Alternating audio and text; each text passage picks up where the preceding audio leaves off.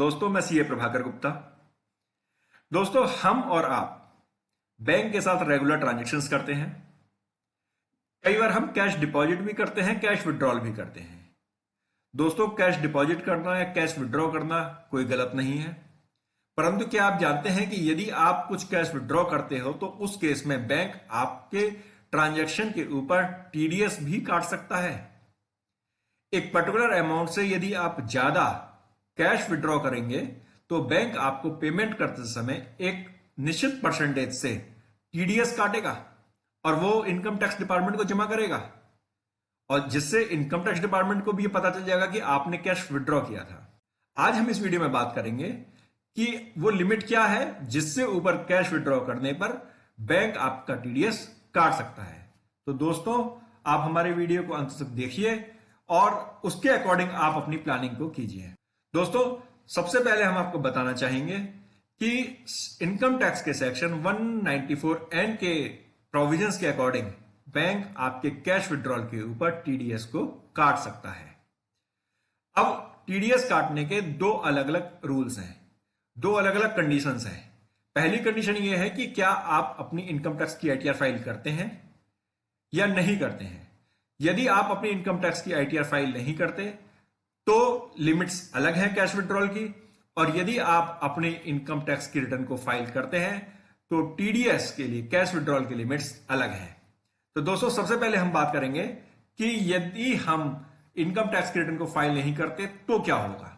तो दोस्तों, सबसे पहले यदि आपने अपनी पिछले 3 साल की इनकम टैक्स की रिटर्न को फाइल नहीं किया है, आप अपनी आईटीआर को फाइल नहीं करते हैं, तो उस केस में यदि आप 20 लाख रुपए तक का कैश विड्रॉ करते हैं पूरे साल के अंदर, कंप्लीट ईयर में यदि आप 20 लाख रुपए तक का कैश विड्रॉ करते हैं तो उस केस में बैंक आपका टीडीएस नहीं काटेगा।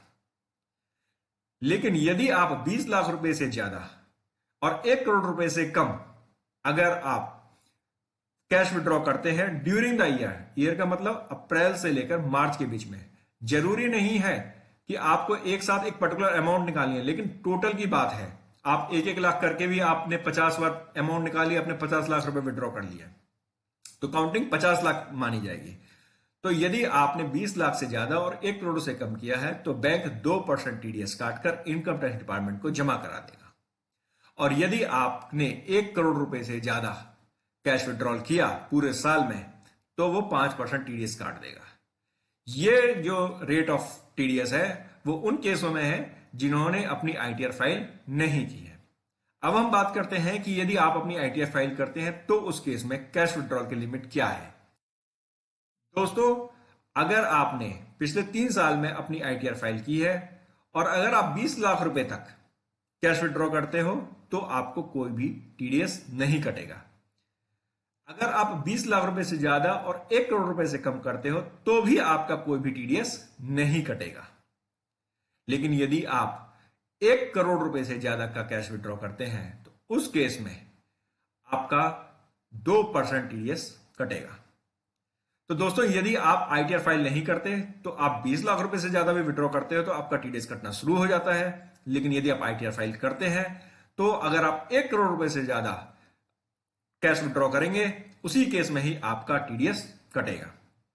तो दोस्तों, आप इन लिमिट्स को ध्यान रखिए, चेक कीजिए कि आपने अपनी आईटीआर फाइल की है कि नहीं की है, और अपने कैश का विड्रॉल भी आप उसी प्रकार करें।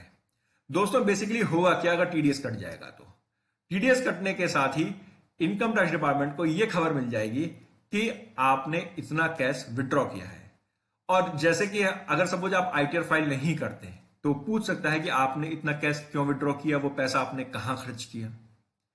आप आईटीआर फाइल करते हैं, आपने 1 करोड़ रुपए से ज्यादा आपने कैश विड्रॉ किया, वो पूछ सकता है आपसे कि आपको 1 करोड़ रुपए निकालने की जरूरत क्यों पड़ गई थी। तो कोशिश कीजिए कि आप कैश में कम से कम ट्रांजेक्शन करें जिससे आपका टीडीएस भी ना कटे और आपका बैंकिंग स्मूथ चले।